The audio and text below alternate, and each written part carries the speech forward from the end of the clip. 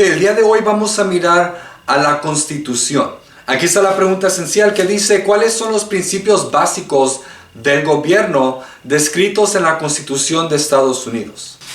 Ahora, el primer concepto que vamos a mirar es la soberanía popular. Ahora, esto se refiere al hecho de que los ciudadanos somos los que tenemos el poder. La gente escoge a los líderes del gobierno. La soberanía popular, la gente va a votar. Entonces, al final del día, si tú estás enojado, si no te gusta el tipo de gobierno que tenemos, en realidad las personas que deberías de culpar es a la gente misma. Nosotros escogemos a los líderes. Entonces, por eso es muy importante estudiar la Constitución, estudiar la historia. Es importante saber lo que está sucediendo en el país y lo que está haciendo el gobierno para poder hacer buenas decisiones acerca de quiénes deberían de ser los líderes en nuestro gobierno, quién debería de tener el poder en nuestro gobierno. Tengo una regla, se llama la regla de Spider-Man, del hombre araña, y básicamente la idea es que, como dice Spider-Man, con gran poder viene gran responsabilidad. Nosotros, el pueblo, nosotros la gente, tenemos el poder de escoger a estos líderes, y esta es una gran responsabilidad. Con ese gran poder de escoger a los líderes, tenemos una gran responsabilidad para escoger a los mejores líderes posibles, porque si no, el país puede empezar a decaer. Incluso por esa razón tenemos un sistema de escuelas públicas. Por eso aquí en este país todos los niños, toda la gente tiene que ir a la escuela. Son forzados a ir a la escuela. ¿Por qué? Porque si tenemos una población estúpida, no van a escoger a los mejores líderes. Y por eso es importante de que todos vayan a la escuela y son forzados a ir a la escuela, para por lo menos estos ciudadanos, esta gente que vive aquí en el país, estén educados suficientemente para hacer buenas decisiones acerca de quién debería de gobernar el país. Ahora, otro concepto importante es del federalismo. Federalismo con precisión, federal y estados compartiendo.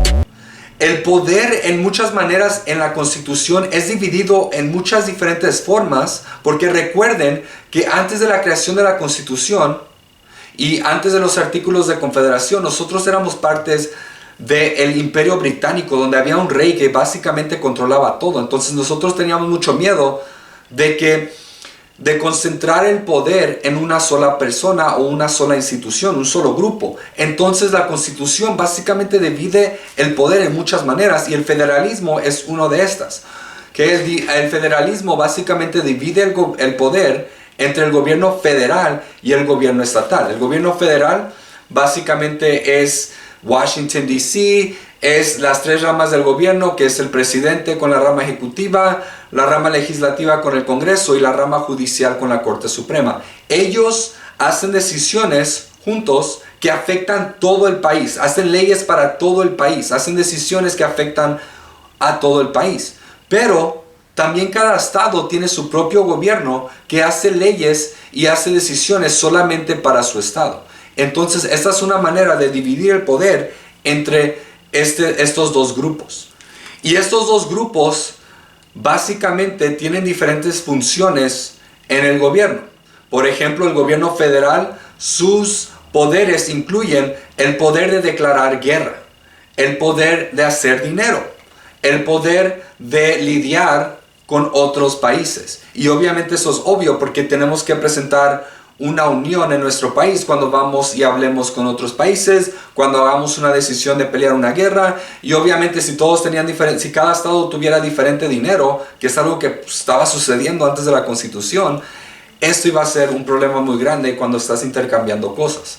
Ahora, los estados básicamente, según la Constitución, aunque esto va cambiando a veces, ¿verdad? Les estoy explicando cómo la Constitución debería de funcionar, pero va pasando el tiempo. Básicamente el gobierno federal ha estado creciendo más y más, pero en teoría los estados deberían de tener el control y el poder sobre todo lo demás. Son cosas como, por ejemplo, si la marihuana debería de ser legal o no, Esto está siendo algo que está siendo lidiado estado por estado. En algunos estados es legal, en algunos no. Por ejemplo, quién se puede casar con quién es otra cosa que se está lidiando en cada diferente estado. Entonces, esos son poderes. Todo lo que no está en la Constitución, que dice el gobierno federal tiene este poder, en teoría los estados tienen el poder sobre esas cosas. El federalismo es como, por ejemplo, la escuela.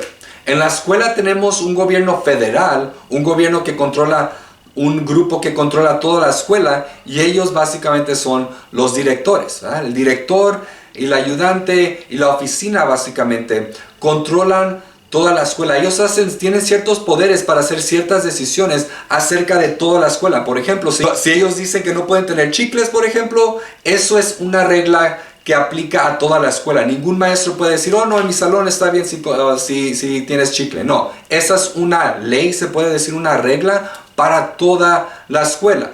Ahora, cada maestro tiene su propio salón y esos pueden representar gobiernos estatales. Ahora, hay ciertas reglas que aplican a toda la escuela que son creadas por la oficina, pero cada maestro también tiene ciertos poderes de decidir cómo van a manejar su clase. Por ejemplo, no hay una regla que dice que no pueden comer. Entonces, en mi clase, por ejemplo, yo sí los dejo comer. ¿Por qué? Porque ese es mi estado, esa es mi clase y yo tengo esa habilidad de hacer esas decisiones. Entonces, mientras ellos tienen ciertos poderes, yo también tengo ciertos poderes. Entonces, cada clase, cada maestro puede hacer sus diferentes reglas que aplican a su clase y no influyen a otras. Mis reglas no van a influir las reglas de la señorita Araux o otro maestro. Pero si el gobierno federal, si la oficina hace una regla, esa regla aplica a toda la escuela. Okay? So, nosotros compartimos ese poder y compartimos el poder de hacer diferentes reglas. De la misma manera funciona el gobierno federal y los gobiernos estatales. Ellos comparten el poder dependiendo de los diferentes poderes que tienen. Para separar el poder aún más, también tenemos la separación de poderes. En el gobierno federal e incluso también en los estatales hay diferentes ramas del gobierno. Tenemos la rama legislativa, por ejemplo, la rama ejecutiva y la rama judicial. Entonces, no nomás hay un líder o un grupo que controla todo el gobierno federal o todo el gobierno estatal. Hay una rama, la rama legislativa, que hace las leyes. Tenemos la rama ejecutiva, que ejecuta las leyes. Tenemos la rama judicial, que básicamente son las cortes. Interpretan las leyes. Y esto limita el poder aún más entre los diferentes niveles. También tenemos, aparte de tener diferentes ramas en el gobierno, también tenemos esas ramas que tienen diferentes poderes. Eso se llama pesos y contrapesos.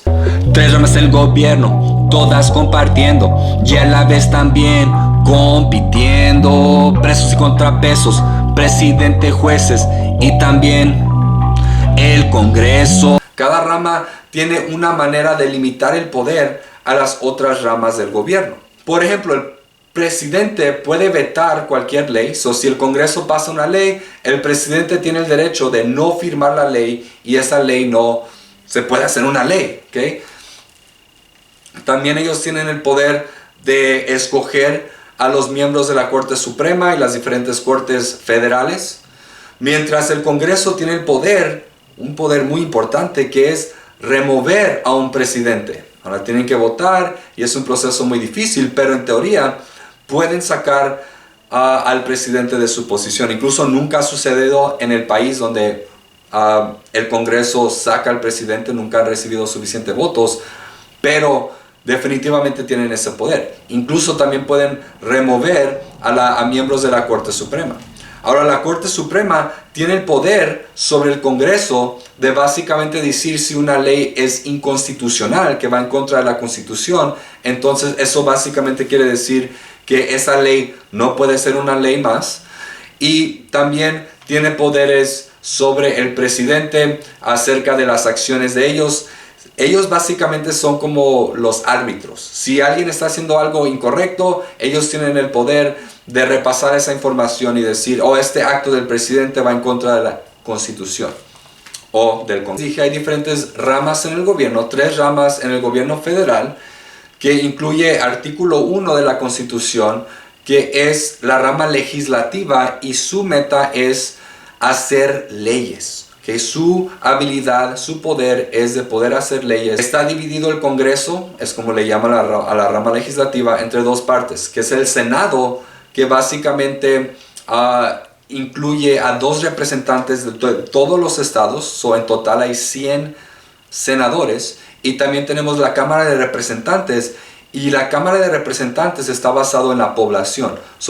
Estados más grandes como California, por ejemplo, tienen más miembros en la Cámara de Representantes que un estado como Rhode Island o Delaware, que tienen mucho menos porque tienen menos población. Entonces, en conjunto, estas dos partes del Congreso hacen las leyes. Después tenemos a la rama ejecutiva, que es liderada por el presidente, y su meta, su habilidad, su poder es de hacer cumplir las leyes. Y para ayudarle, como el presidente solamente es una persona, él le da poder a miembros de su gabinete, que son básicamente como ayudantes, que controlan diferentes aspectos del poder del presidente. Aparte del presidente tenemos artículo 3, que básicamente es la rama judicial, que es liderada por la Corte Suprema, y su meta es interpretar las leyes. Como ya les dije, ellos son como los árbitros y tratan de decidir cuáles acciones van en contra de la Constitución o cuáles son legales, y ellos determinan básicamente cualquier cosa que no es muy bien determinada en las otras ramas. Ahora también incluye cortes federales, que básicamente están un nivel abajo de la Corte Suprema. Ahora, cuando crearon la Constitución, obviamente los fundadores sabían que no iba a ser un documento perfecto, que el gobierno, mientras pasaba el tiempo, iba a tener que cambiar un poco. Entonces, por eso crearon un proceso de enmiendas, de cambios. Entonces, es una manera de cambiar la Constitución. Incluso antes de que los estados aceptaran a esta Constitución, a este nuevo gobierno, básicamente la Constitución tuvo que ser cambiada con diferentes enmiendas, en total 10 enmiendas que iban a proteger a los derechos de los estados y a los derechos de la gente.